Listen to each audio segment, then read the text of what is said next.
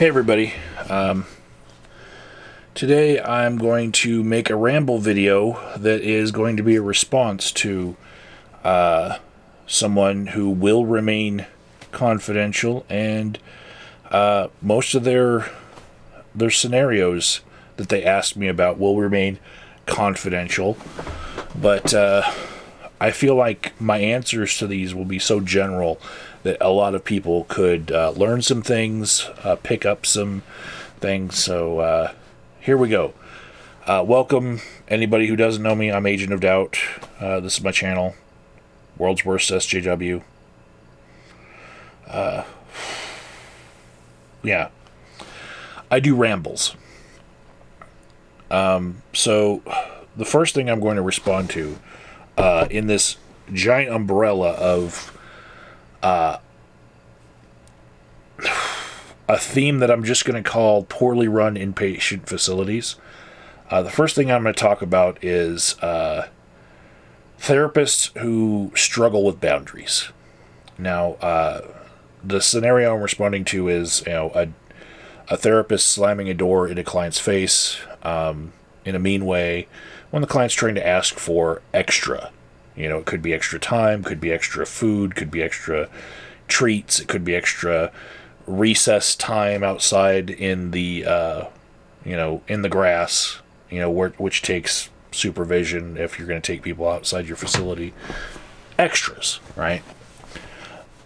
So my perspective on just hearing about a scenario without seeing the full context, without knowing what happened, if I'm going to take the therapist side, I would say, having worked in inpatient facilities myself, I know how slammed a therapist could be as far as what they're expected to do and what they're being paid to do.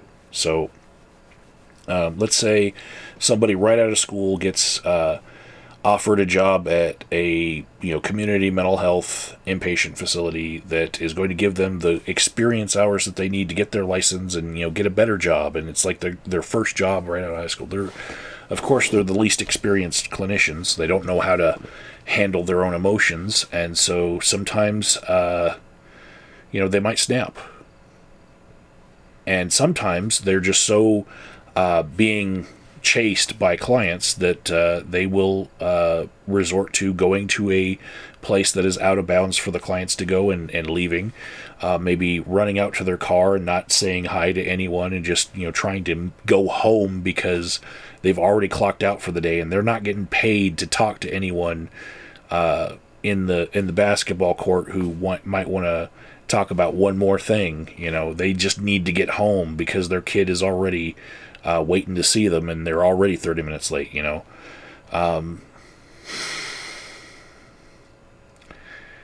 And sometimes clients can be very persistent, and so they don't listen to the first time that you say no, and so you might have to just say no and shut a door and put it in between you and the client, because maybe you are close to snapping, and you really don't want to do something wrong to a client, like assaulting a minor.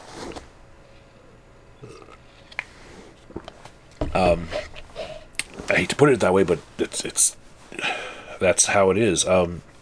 So in the inpatient facility that's freshest in my mind that I worked in, the one that I'm envisioning, the clients were there in a cohort that moved through in 3 weeks, and the clinicians were given a task that was insurmountable as far as how much therapy each client had to get. So they were supposed to get like 2 individual sessions per week, each one.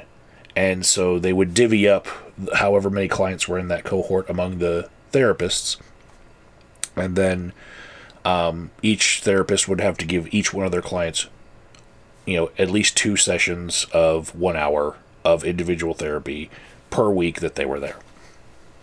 So if you've been given, let's say a handful of clients, and each one gets their allotment of therapy, you now have 10 hours of your work week has to be done face-to-face with that client, those clients doing individual sessions, right?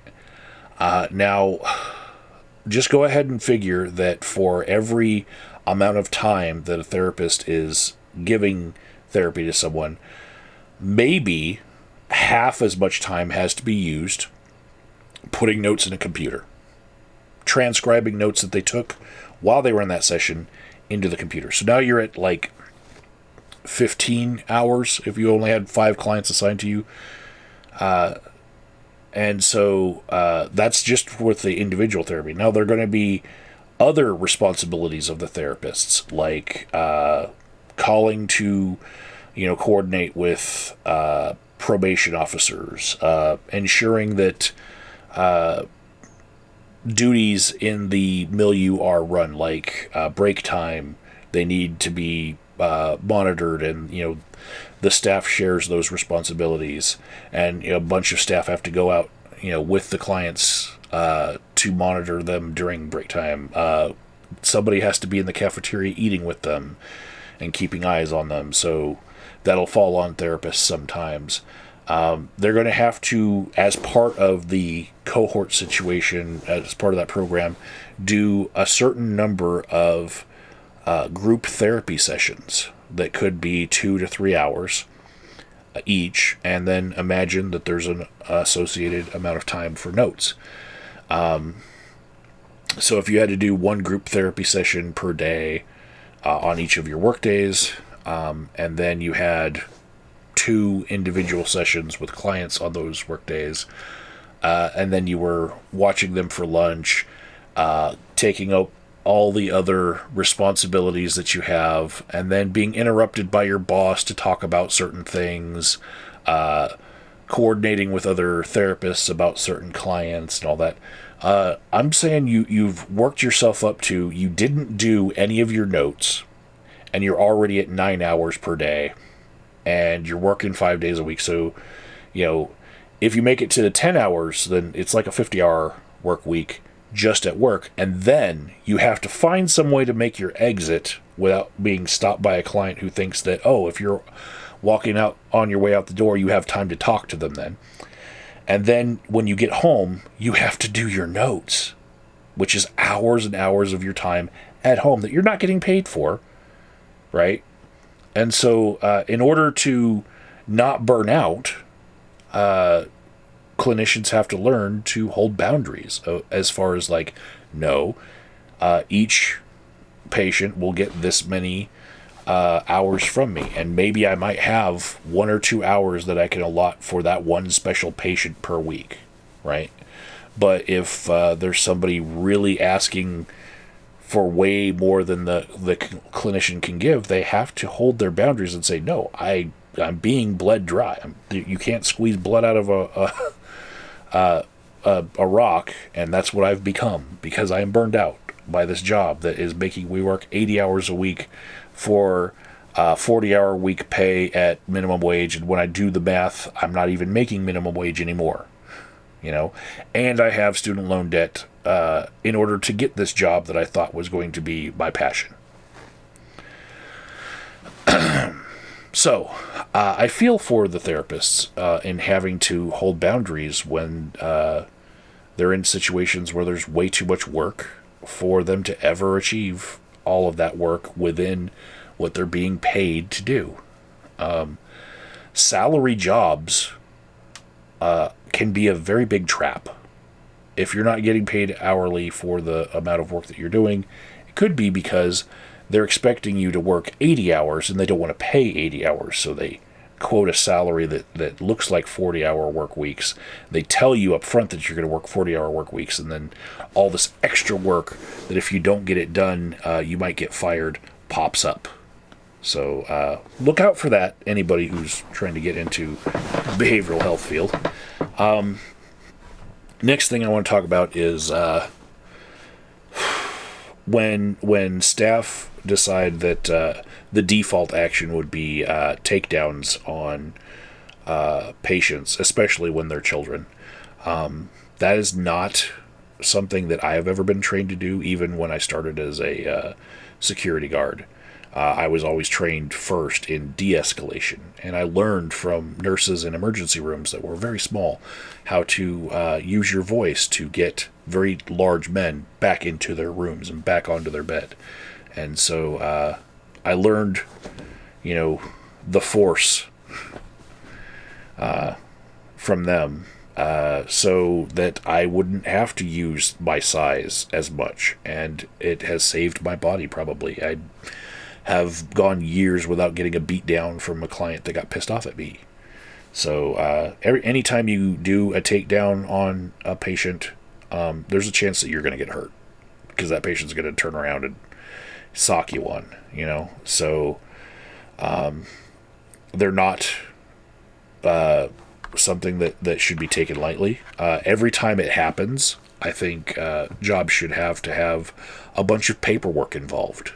It's similar to a policeman pulling his gun. Anytime he pulls his gun, he's got to file a report, And so I think that's the way it should be for behavioral health technicians. If they ever have to go hands-on on a client, they should have to fill out a form saying, I did this and this is why, and those should be reviewable. Like if one staff member does it too many times, they should, be seen by the manager as like, hey, why do I get so much paperwork from this one staff member? And that's if the managers care. Maybe they actually think that staff member is doing a better job because they're being more hands-on, because that's what they want. They want to bully. But I will tell you of a horror story, and naming names in my own community. It's called Jefferson Hills. Now, if you look at the news that has popped up in the last 5 years, and I've actually mentioned this in other videos, they had a problem when they went from staff being able to do takedowns to being completely hands-off, no touching those kids. This was a facility for the worst of the worst juvenile delinquents in the entire state would get put there as a mental health treatment. And staff quit because once the milieu of clients, of teenagers who were the worst of the worst, and, a percentage of them being true psychopaths, once they figured out, when they pushed, that there was no repercussions and that the staff could not touch them, they became even more violent. And they would get their way all the time. They would throw tables and chairs and have nothing physical happen to them. They would get talked to. They would walk out of the facility if they wanted. Sometimes coming back, sometimes not. And this is a facility that, a juvenile court judge sentenced them to, and they would just, they would be expected to stay there, but because the staff couldn't do anything like a takedown to stop them from leaving, they'd walk out. Once they figured out that the staff couldn't do that. And so you can look it up. Jefferson Hills had terrible problems with missing clients that just walked away. And so when you're in a facility like that, that's a lockdown facility, there necessarily is some force being used to keep people in the facility. Locks aren't the only thing that you need to keep control of a facility like that. You need to be able to defend yourself, in fact. And many staff members that I met that were former workers of, at that facility, they said they didn't feel like they could defend themselves even without being fired for defending themselves. Anytime you went hands on a client, you risked being fired. So they quit. And so that place had a staffing problem, and they had to shut down for a while because nobody wanted to work there because it was dangerous.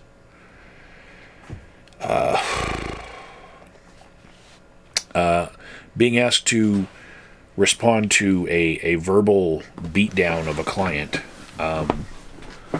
I want to say that I have seen verbal beatdowns of different levels in my time as a therapist, and I don't think that it is the proper approach ever. I'm more of a strengths-based approach therapist. That's my perspective on things.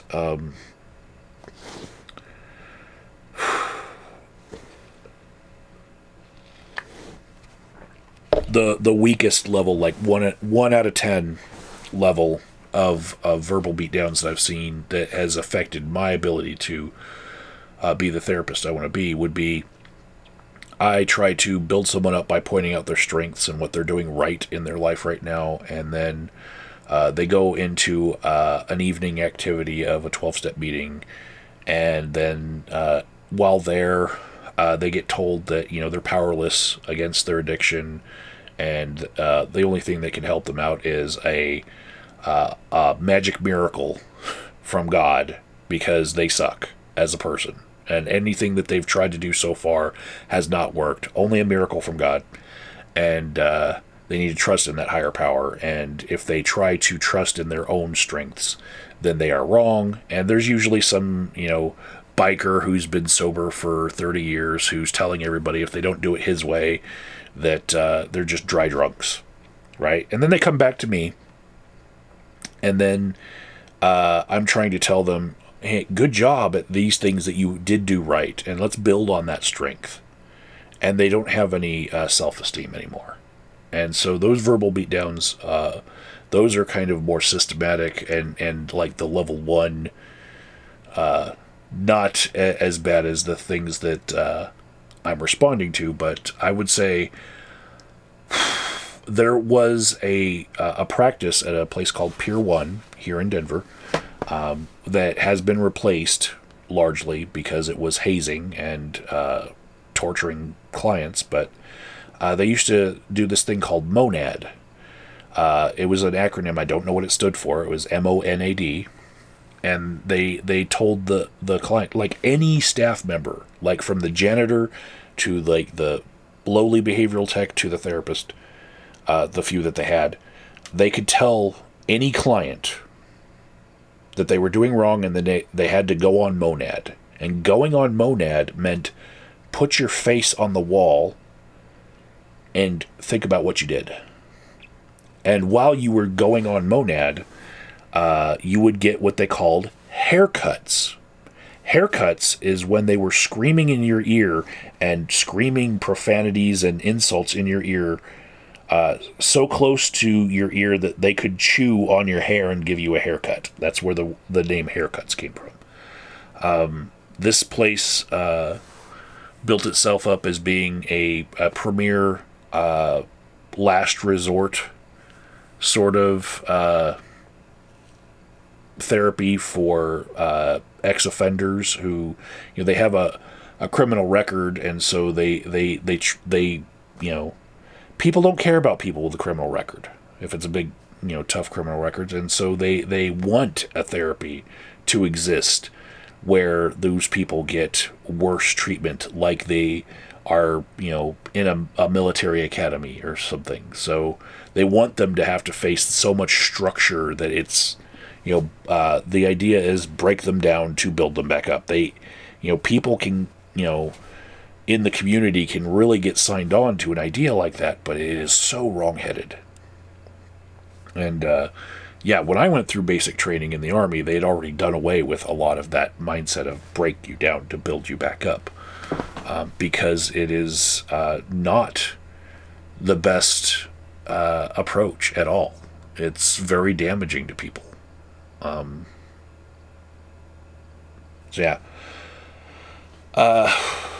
I've seen and heard of many things like this. Fake apologies. I'm responding to the fact that sometimes therapists will basically not be genuine when they're apologizing to people because they just want to go home. Really, they want to squash the beef, and they don't really care. Like, if you're living in a facility, that is your life, and if you feel slighted by a therapist, sometimes the therapist will say, I'm sorry, and they won't mean it. They just want to get it done with, because to them, you are a reiteration of the same cycle of clients over and over again, and they really don't see your your complaint as being valid because they've gone through, 100 clients before you that didn't have that issue with this, and now you're having this issue, and you seem a little bit off base to them, and so they really don't care. They sometimes they will apologize to get you de-escalated so that they can walk you over to a different part of the facility and do a group takedown on you. They'll say, "I'm sorry. I know that you're feeling stressed right now. Let's come to this other room where we can talk about it." And they just want to get you out of the cafeteria where you're going to knock over some tables with food and get you to a place where you can safely be taken down. Those fake apologies happen all the time. I've seen it. It's not the best strategy because really it undermines people's confidence in their therapist. If you can't trust your therapist at all times, then when can you trust your therapist? So I don't like lying to my clients.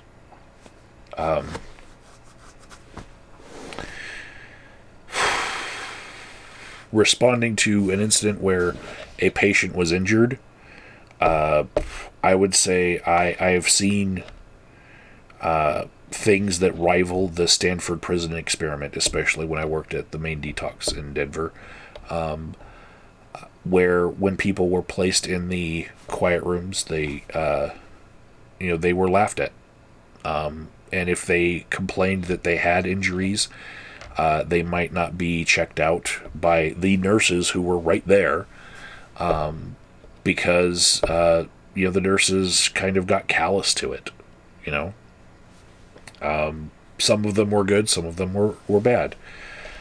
Some of the behavioral techs would talk back to people while they were locked in those rooms, especially if the conversation went to, "You're violating my civil rights by holding me in this facility."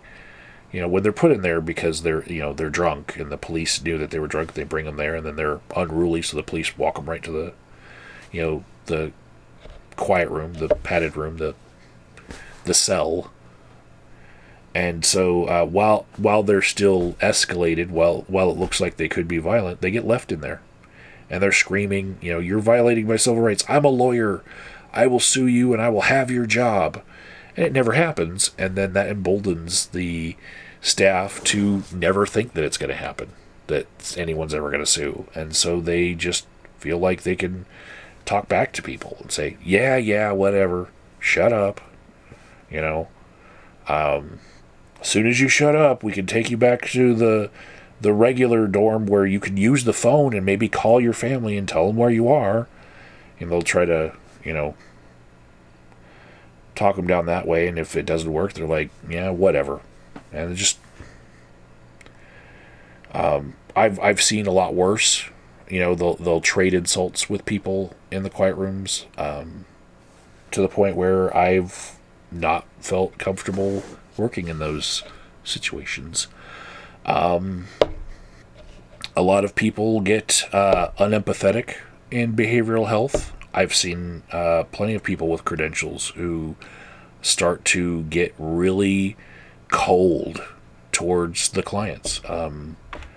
I spent a lot of time when I worked in the detox letting people do what they call seeking treatment, which is a plan where they get to stay there for multiple days. And other clinicians, they were looking to discharge people all the time, as if it was the most important metric in what they did was to kick people out the door with their paperwork done, and that episode is over.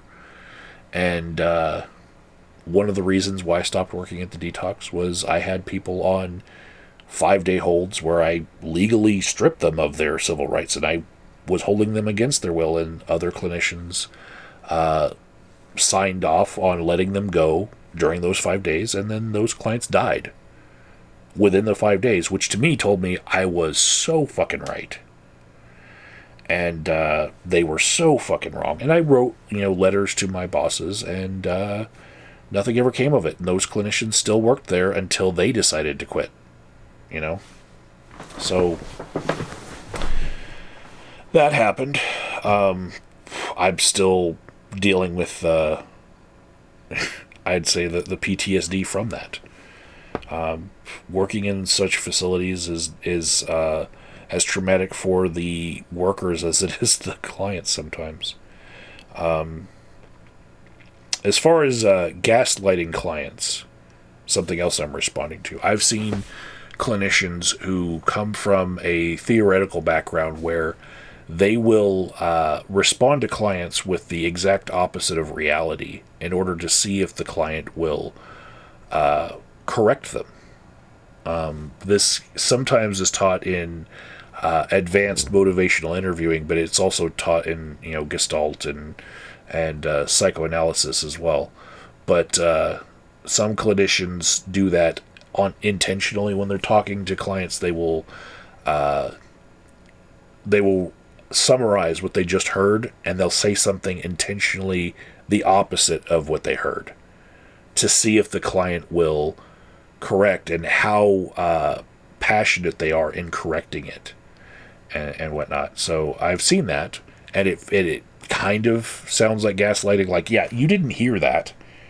You heard the exact opposite. I just said the opposite. Why did you just say that to me?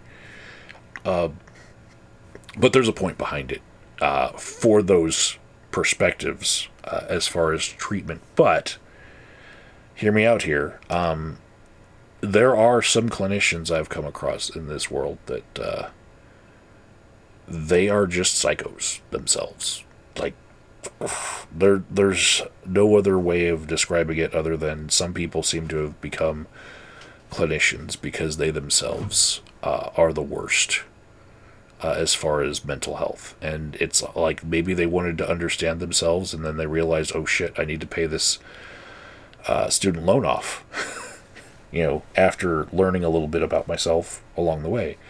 But yeah, there are some horrible people out there.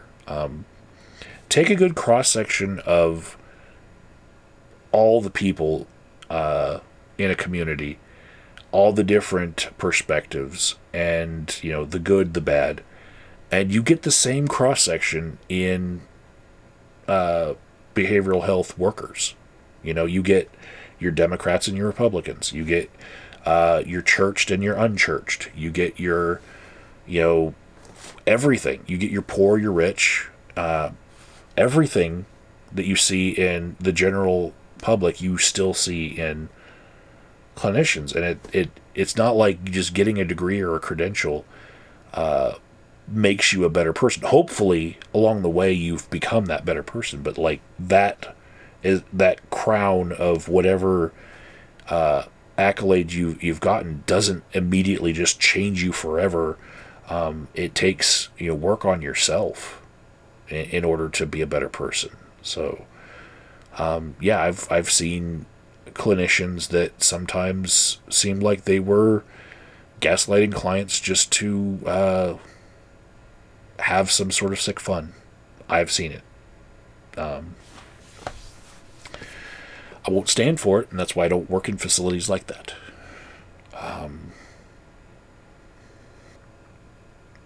Now, responding to another scenario that was about public diagnosis. I would say if you have a milieu where there's a ping pong table over here, and then there's a card game going over here, and then there's a TV being watched over here in a break room.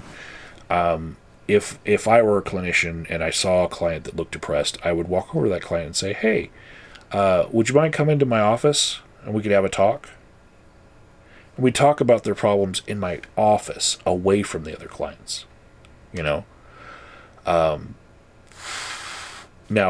in a group therapy, you could run group therapy in the cafeteria or the break room or whatnot, but usually there's a group room that you do the group therapy in. But like, what I'm saying is, you don't, in the milieu, in the break room, or in the common area, just start doing individual therapy with someone in earshot of everybody else. It doesn't work that way. First and foremost, they're going to be very cognizant of the fact that other people are listening, and they're not going to say anything that they don't want everybody else to hear. So there's no point in doing individual therapy in that setting. Now, I do know some clinicians that tend to poke and prod at certain individuals. And sometimes it's for therapeutic reasons. They're just trying to figure out what's going on. But sometimes it does feel sick. It's just not right. Like, I don't understand what they're doing.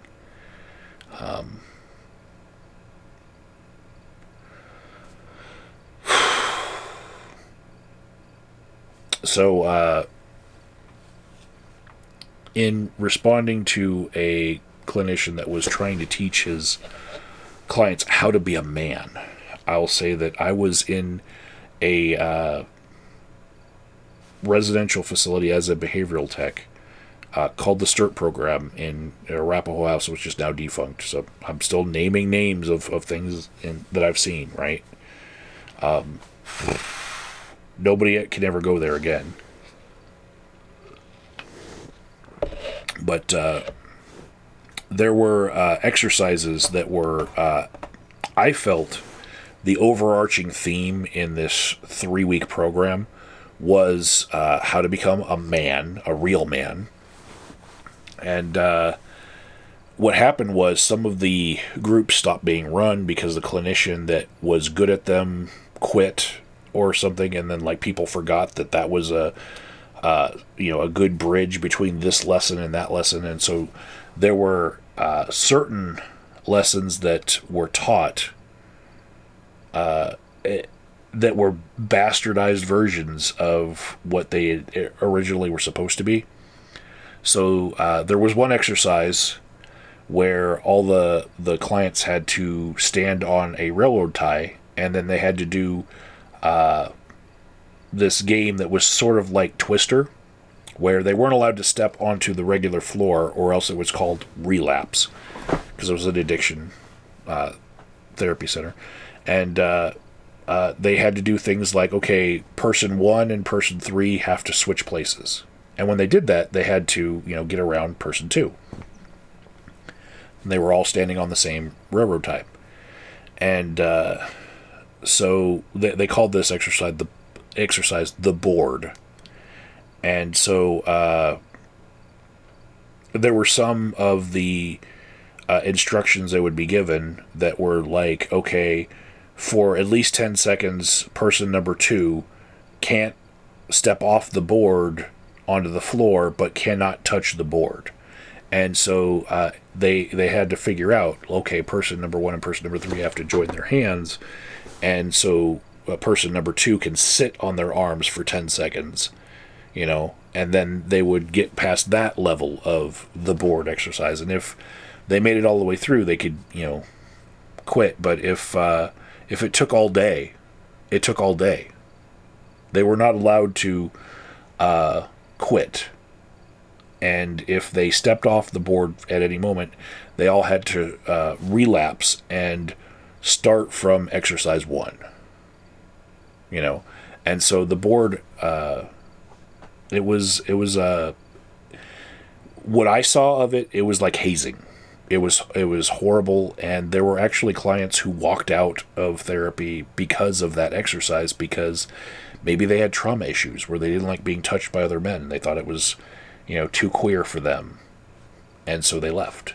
And so I didn't feel like that was very trauma informed, but I was just a lowly behavioral tech. What do I know, right? But I really felt like the whole exercise itself had turned into a hazing ritual of the program that was known by all of the felons who would be remanded to that therapy. And they would tell all the other people in town who'd ever been there, oh, we had to do the board, and they would they would trauma bond over it, So, yeah. Other programs in that STIRT program, other things that they had to do. One was a session called The Mask, where they had to make a mask out of magazine clippings and stuff, and then they had to explain what the meaning was of everything on their mask. And then they were told, everybody wears a mask, in different situations. You put on a different mask, and there's the shadow that's underneath that mask, and they would talk about the shadow which was close to a Jungian animus sort of idea. But, I imagine originally it was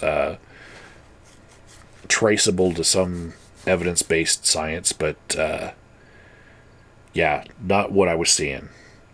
It was being run by the lowest common denominator of therapists most of the time. And sometimes people who were just subbing for therapists who were sick or quit. And then there was one in particular exercise they would do, which was twice in 3 weeks they would watch the movie The Lion King. And once from the perspective of a son who lost his father, and then once from the perspective of a father who's trying to instill in his son all the lessons that he needs to know to be a man, and then, one day he's going to die. And the son has to, only use the tools that he was able to give him in the amount of time he had. So it was all part of, like, the overarching theme of, become a man, and don't renege on your responsibilities ever. And if you have a kid in this world, you better help raise them. And that's what real men do. And the whole theme of this program, which was it was the men's STIRT program, was how to be a man. Now, the women's STIRT program was across town and had none of this shit.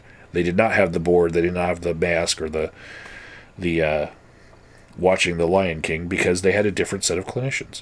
The clinicians that gravitated towards the men's STIRT program were those who felt like they could teach men how to be men. And that's why they sought out that job if they were the people who worked there the longest.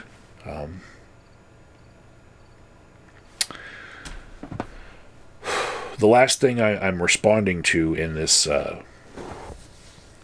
ramble on the evils of poorly run inpatient programs is referring to somebody without referring to someone. This is something that clinicians sometimes do by saying, one of you people in here stole my pen from my desk, and so all of you are being punished by no dessert tonight unless one of you fesses up, And then, they know who it probably was. It's probably the guy snickering in the corner.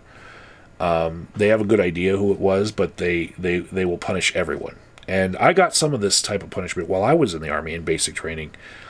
Somebody had gone to the hospital for something during his basic training stay, and then when he came back, he had snuck around while he was in the hospital and got to a vending machine and got some Skittles.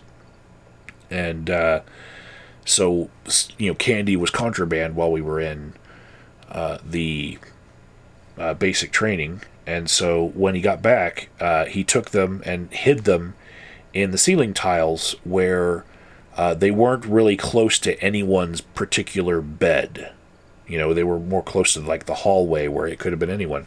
And, of course, the drill sergeants were used to people trying to hide candy in the ceiling because, the same thing happens every 2 months. They get another group of people and they all have the same ideas. So they have this, routine of getting a ladder and looking up in all the ceiling tiles and finding all of the contraband. And then they would come down and say, okay, whose bag of Skittles is this? Everybody do push-ups until somebody confesses. And I saw one instance in particular while I was in basic training of somebody admitting to owning the Skittles and then getting extra duty and an extra week of basic training when he was not the person who got the Skittles in the first place. He just took it for the team. And that's what that kind of torturous environment can do. It can make people lie and admit to things that they didn't do, and you don't get the truth out of people. So when this happens in an inpatient therapy setting, like who was smoking a cigarette in the bathroom? I can smell cigarette. Somebody better fess up. you're not going to get the truth. Either everyone's going to keep their silence, or somebody's going to have had a problem with somebody else for a completely different reason, and they'll try to rat that person out as the smoker when they're not the smoker, and you can't believe when anyone tries to blame anyone else because they could have ulterior motives. And so you end up barking with no bite, and it's just not a good practice to try to punish everyone if you don't know who did it. It's not a good way to flush out the person who did do it. To me, it's psychologically manipulative of those people who actually do have feelings for other people. If you're in an inpatient facility, very likely you have a couple of psychopaths who don't have any sense of pain when they see other people in pain. And if they're the ones who committed the act, then they're not going to be as put out when they hear, oh, everybody gets the same punishment of no dessert. They'll be like, oh, whatever. I got mine. I got to smoke in the bathroom. And then somebody who actually has a little bit of feelings in them might actually think, man, if I just confess to this, then everybody else will get their desserts again, and people are getting really hungry here, and they really keep the sweets to a minimum. Maybe I should just take one for the team. So the empathetic person gets punished, which they didn't even do it. So yeah, it's just a bad practice, and unfortunately a lot of people were raised with it. And you see the same thing with people who were raised being spanked with a belt. They might take a belt to their own kids. What was good for me is good for you. And a lot of people who have jobs in detention centers, juvenile correction facilities, inpatient programs, they are former military, and they while they're good at following orders and keeping the structure of the whole place, they also have a certain mindset that that kind of stuff is okay. Even going hands-on physical on somebody. So, yeah. I guess for everybody, my main takeaway that I want you guys to have is never send your kid to like a military academy or a boot camp for bad kids, or anything like that, where you think that they're going to give them tough love. Tough love is it's ironic, right? The irony between the words tough and love, and it doesn't work. There should be no such thing as like tough love. There's boundaries, and then there's wrong-headed ideas of punishing people and expecting them to be better after you punish them in ways that just don't work. So if you need to hold boundaries, that's not the same thing as tough love. Boundaries like, I'm not giving my kid any more money if he asks for it because I know he's using it on drugs. That's a good boundary. That's not tough love, right? When people say, the tough love, I'm about to ship my kid off to a scared straight program. Oh my goodness. Like that ever works. It doesn't. Yeah. Anyways, comment in the description box if you want me to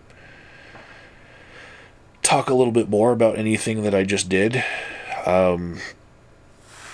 Any questions like that, go ahead and ask me. And if this video was meant for you, you're welcome, but also thank you for prompting me to respond to something and make a video, because, I've been slipping. So, thanks.